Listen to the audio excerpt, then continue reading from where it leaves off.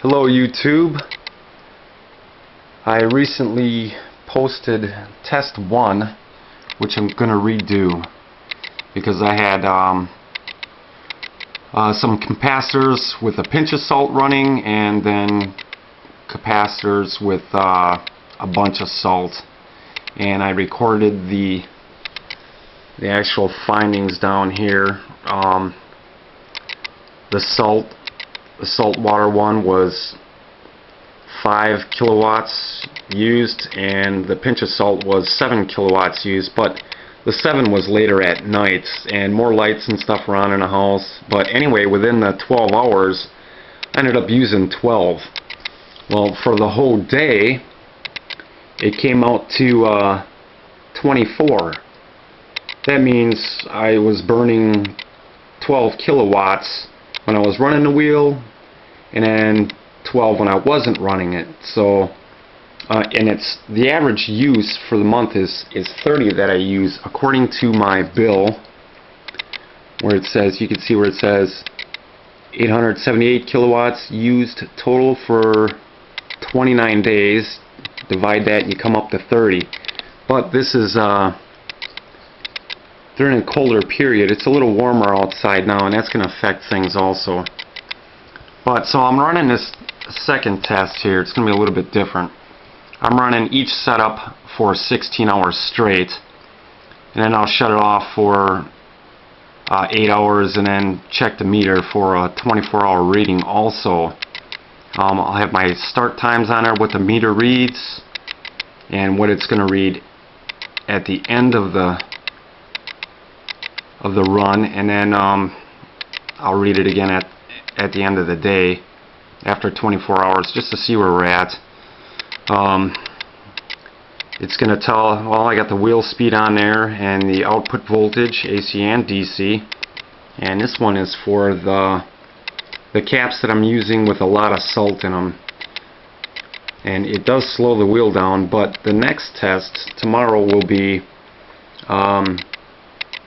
capacitors with just a pinch of salt, and then I'm going to use regular circuit caps, and then just to make sure that I'm averaging 30 kilowatts normally, I'm going to just not do anything and check the meter.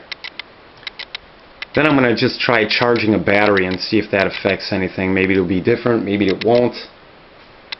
But in any case, I left a blank space in case someone has an idea of something they want me to try, as long as I'm doing this. So this right now is going to take me 5 days to run these 5 16-hour tests. Right now, as you see, everything's getting kind of messy in here. But here's the first test that I'm running with the salt water capacitors. Each test will be with the same 2 coils. They are wound a little differently, but later on I guess I'm going to test identical coils. You can see what's going on in here. There's a lot of action. As a matter of fact, I'm not sure that steak knife is going to make it after the end of this test, because when I checked them yesterday, some of it was eaten away. A lot more when you have salt in it as opposed to hardly any salt. But I'm going to figure out which way saves the most kilowatts, and then what I'll do is I'll double it. I'll put 4 coils on with separate circuits and separate capacitors, and then I'll go to 6, and then maybe even 8, who knows. But in the meantime, as long as I got you on here, I'm going to show you the spool setups I have here for making the coils. There's the spools I have on a rod. I don't put a lot of drag on them. They're pretty much free hanging, because if you put some drag on and so you're wrapping your coils tight, they kind of want to expand the coil. And this is my setup, simple setup for actually spinning these coils. Those square plates they just fit on here,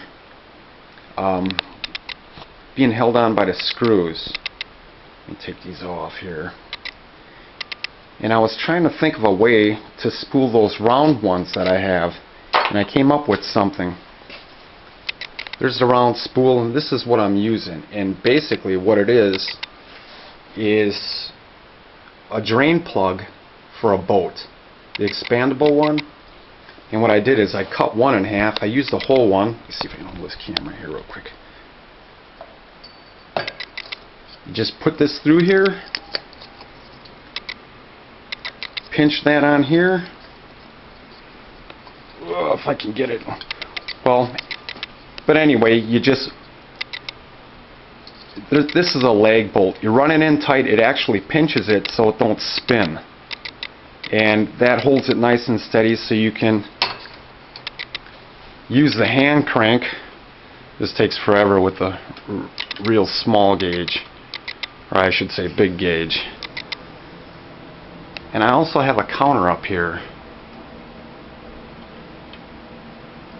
that you can, I got off of eBay. It's one of those Chinese ones. Much like a woman, this thing doesn't have an off button. So if you don't get used to it, it can drive you nuts. Well, I just accept it. But anyway, it's an easy way of making spooling coils. I don't twist them. I will later on in the summer when I can actually take the wire outside for long lengths and actually twist it. Right now I just run the coils side by side, bifilar, with the different gauges. But anyway, I will keep you posted with the results on test 2, and it's probably going to take a week. So we'll talk to you then.